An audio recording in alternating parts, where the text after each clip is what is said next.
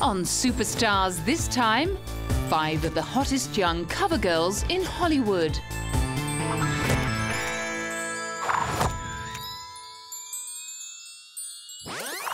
After starring in back-to-back movies about having babies and relationships, it's perhaps not surprising that Katherine Heigl's thoughts turned towards her own romantic future. In December 2007, she cemented her love for singer-songwriter Josh Kelly with her own trip down the aisle in Park City, Utah.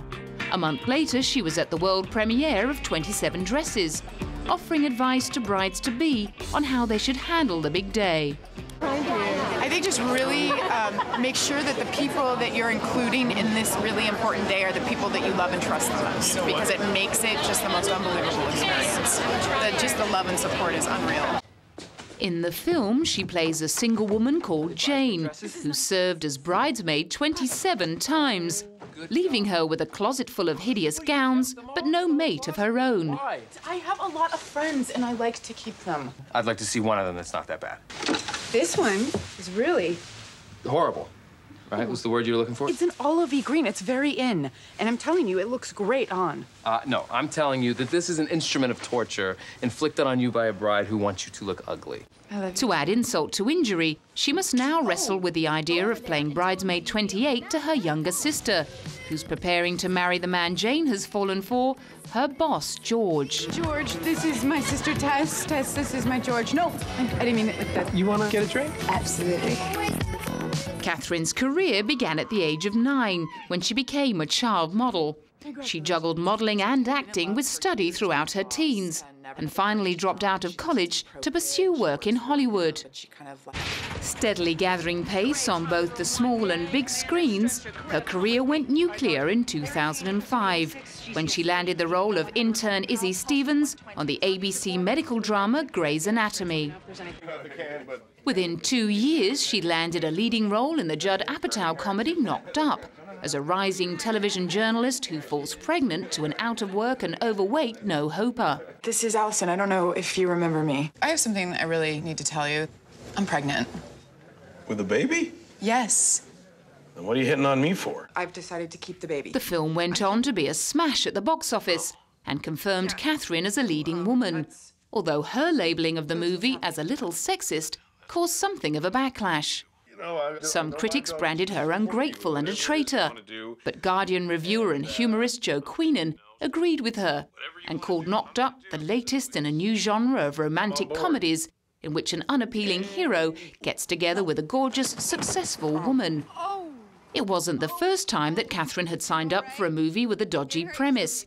In 2005, she was approached by the Farrelly brothers to star in The Ringer with Johnny Knoxville about a man who attempts to fix the Special Olympics. You need a handout. Excuse me, my friend here has an IQ 38. We can park here, right? Celebrate good times, come on! Basically, my agents called and just said, read the script, and I was like, I'm sorry, what is this movie about? That's a little offensive, right? And I read the script and realized that it was nobody's intent to make a cruel or hurtful movie. The controversy over Knocked Up only brought more publicity to the star, who went on to win an Emmy Award for Outstanding Supporting Actress for her role in Grey's Anatomy. But at the 27 Red Dresses premiere, she stressed that she wasn't taking the success for granted. I think I've experienced it in my own career because I started so young. There were moments where it was going really, really well, and I mean, not as well as now, but then it would sort of ebb again, and I'd be, struggling to get jobs, struggling to get work, and then, this is a level that I've never experienced before, and I'm really grateful for it and really excited, but there's always that fear. Katherine made her acting debut in the 1992 movie That Night, and after more than 15 years in the industry, she's learned to put her needs and happiness first. I think early in my 20s, I tended to be a little more of a people pleaser, and I was, more concerned about other people's needs, and there's no way to make everybody happy all the time. So I kind of gave up the notion of doing that and spent some time on my own trying to figure out who I was and what I wanted and how to verbalize that. After umming and ahhing about whether to leave Grey's Anatomy to focus on her film career, Katherine finally announced that she would stay on for at least another season. I just miss her, which is odd because I was ready for a break. I had been working like 9 months straight or a year straight or something, and I was pretty tired, and I was actually a little like, I was going to enjoy this little sabbatical because of the strike. But about a month and a half ago, I started like really sort of itching to get back into my scrubs and put my pass on and be Izzy Stevens again. Her next outing on the big screen will see her square up to Gerald Butler in The Ugly Truth.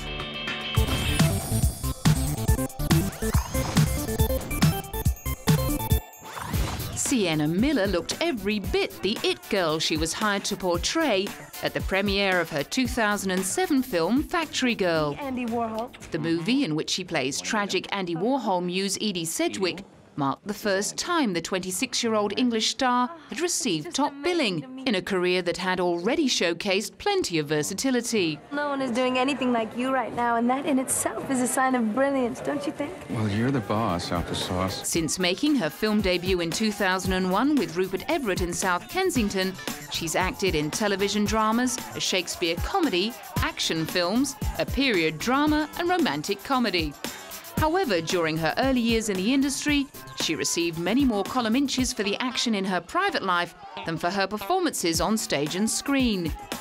In 2004, she hit the headlines on account of her relationship with Jude Law, which extended beyond the bounds of their on-screen relationship in the remake of the 1966 comedy Alfie. But perhaps she was a little premature in giving Jude such a glowing review when asked how different he was from his cheating alter ego. Jude plays Alfie, of course. Yeah. How different in reality is Jude from Alfie? Very different, thank God, for me. No, you know, I think he has a lot of the charm and a little less of the I don't know if I can say that on TV. No, yeah, the good bits he's got. She was forced to eat those words 6 months later when Jude was caught with the nanny, while Sienna was off playing Celia in As You Like It. Although they tried to patch things up, the romance was all but over, and Sienna allegedly sought solace in the arms of Orlando Bloom. And by the time the premiere of her film Casanova rolled around in 2005, she claimed to be over all the attention from the press. I think the level of scrutiny, particularly where we come from in England, is just getting insane, and it's getting to dangerous levels and unhealthy levels, the obsession with people's private lives. Despite her supposed aversion to the invasion of privacy, she opted for yet another high-profile romance when she started dating Welsh actor Rhys Ifans. After they split, she was photographed topless, kissing the married great-grandson of late multi-billionaire John Paul Getty. By then, she developed a much thicker skin towards the slings and arrows of the gutter press. Francesca Bruni. No doubt, however, she'll be relieved that over the past few years, the media's undue attention to her private life has been tempered with a little more interest in her career.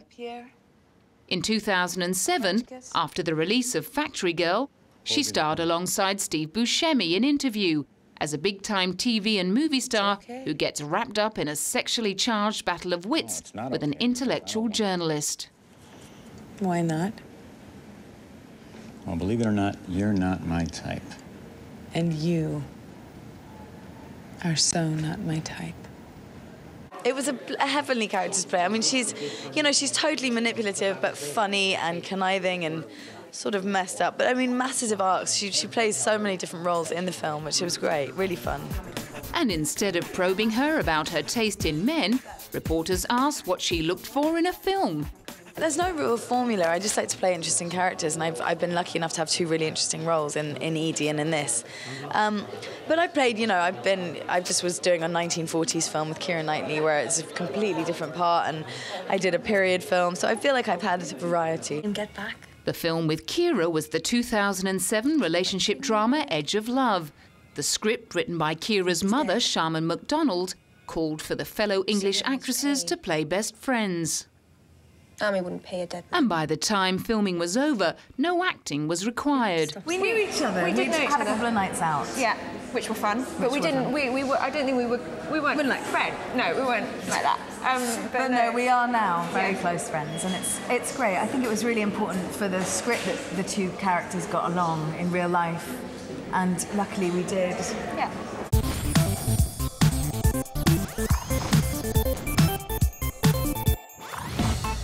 Katie Holmes is another headline hogger who generates way more publicity with her trips to the shops than with her performances on the big screen. Before becoming beloved of Tom Cruise in 2005, the youngest child of Kathleen Stothers and Martin Holmes was best known as girl next door Joey Potter in the television teen drama Dawson's Creek. At school in Toledo, Ohio, she'd rehearsed the wholesome image by being a straight-A student and cheerleader, and reportedly making the vow to remain a virgin until marriage.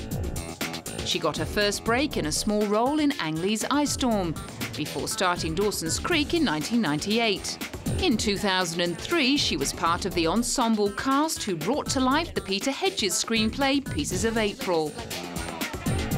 2 years later, she was on the arm of Hollywood's highest-grossing star, engaging in one of the most publicly conducted whirlwind romances in the history of Hollywood.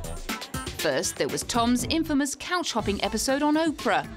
Then there were the frequent PDAs, declarations at premieres and award ceremonies. Thank you, she's amazing. She's amazing.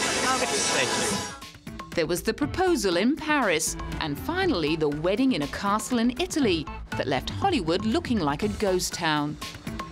As the star-studded fashion parade made its way from Rome to the medieval village in November 2006, thousands of locals looked on, unperturbed by the downpour. They were none too pleased, however, when after waiting all day in the rain, the happy couple sped past in a tinted window cavalcade without so much as a royal wave. While plenty of Tom's high-powered pals were there to attest to their true love, many commentators and comedians had expressed more than a little skepticism about the speed in which Tinseltown's top star had not only wooed and won the much younger Katie, but also persuaded her to drop her Catholic faith and adopt Scientology. According to reports, soon after the relationship began, Katie fired her longtime manager and acquired a new chaperone in the shape of prominent Scientologist Jessica Rodriguez. Oh yeah, I have been learning about it, and I've really been enjoying it. I've been listening to some congresses, and I've started auditing, and I really enjoy it. It's really helping me out a lot. Months before, she was just an ordinary aspiring actress, and here she was a few months later standing up and joining in wild applause with the rest of the Scientologists as they hailed the destruction by bombs and grenades of psychiatry. I mean, whether you agree with psychiatry or not, it is an extraordinary turn of events that one minute you're kind of like the average Midwest girl, the next you're in cocoon in this odd group. British biographer Andrew Morton first earned notoriety for his explosive account of Princess Diana's marriage to Prince Charles, ploughed his deep suspicions about Tom's allegiance to the cult founded by sci-fi novelist L. Ron Hubbard into his book Tom Cruise, an unauthorized biography. He even suggested that Katie may have been brainwashed. Interviewers who remember her for this bright, sparky, clear-eyed girl now call her Dead-Eyed Katie. Dead-eyed she may have been, but infertile she was not. And in April 2006, she gave birth to a baby girl named Suri, amid a media flurry that was only rivaled by the arrival several months later of Angelina Jolie and Brad Pitt's baby Shiloh. Since then, there has been no end of speculation about Tom's possible control issues. When Katie did not reprise her role as Rachel Dawes in the sequel to Batman Begins, rumours started flying that Tom was pressuring her to be a stay-at-home mum. However, in 2008, she was back on a film set to star alongside Diane Keaton in the comedy Mad Money. Taking it was easy. Okay, but Victoria never had this particular secret. While some raised eyebrows at Tom's constant presence on set, Katie was delighted to have her family with her. I felt so lucky. I mean, not a lot of people get to have that experience, and I always felt very appreciative of working in the movies and working on television, and then I had Suri, and married Tom, and to have them there, it was like, oh, this is a billion times better. What was I doing before, you know? So it was wonderful. Ted Danson was also keen to balance out the negative reviews of one of the most ridiculed romances in Hollywood. Incredibly generous, sweet, thoughtful of everyone around them. It was a real pleasure to be with them. They were generous to me. They were generous to the crew. I am a huge fan of both of them. Please quote me. Thank you, Ted. We will.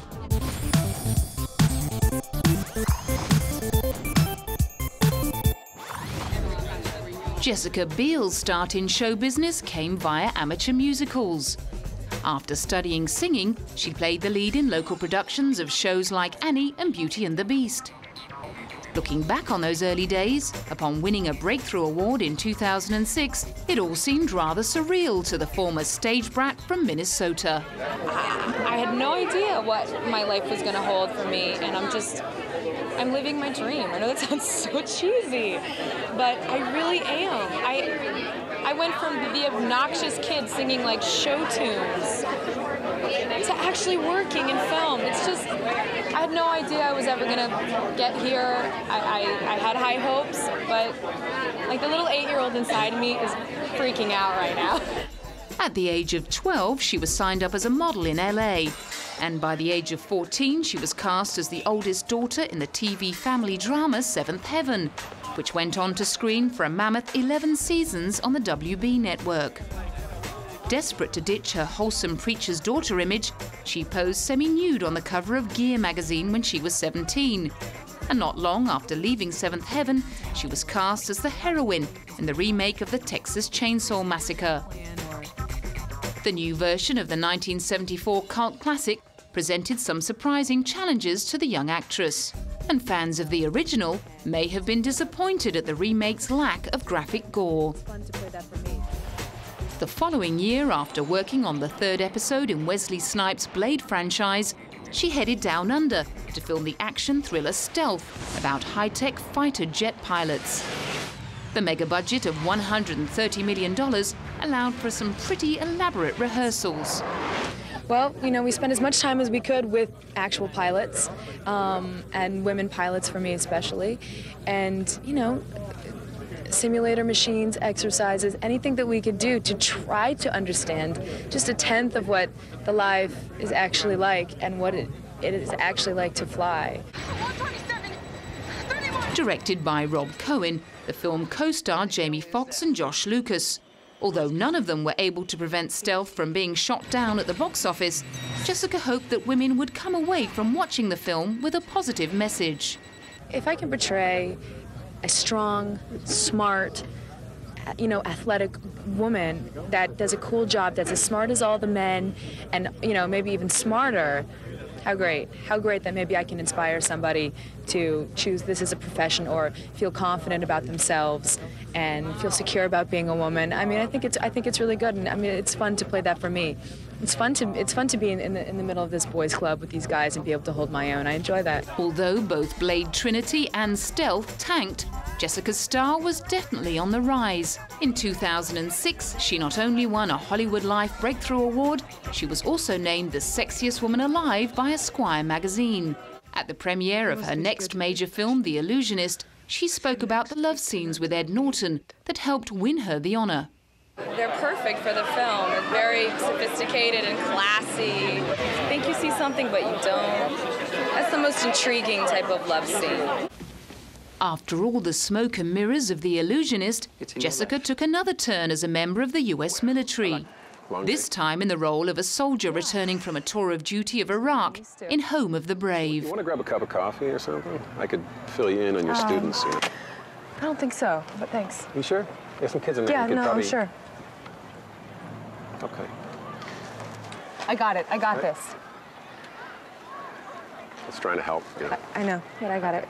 During her last mission, her unit is ambushed, causing both physical and psychological injuries.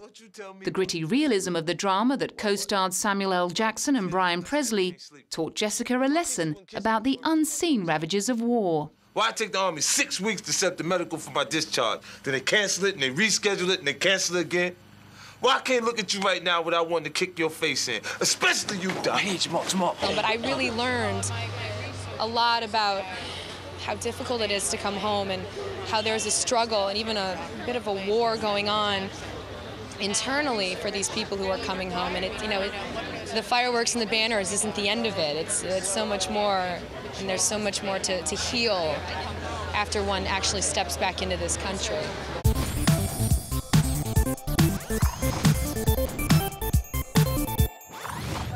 Despite becoming one of the hottest young stars in Hollywood after her scene-stealing turn as the bitchy assistant in The Devil Wears Prada, Emily Blunt is under no illusions about the challenges of making it as an actress. I think it's harder for women. I think that men sort of rule the roost, and women sometimes have to overcompensate to get there and be overly ambitious just to get noticed and to get their voices heard.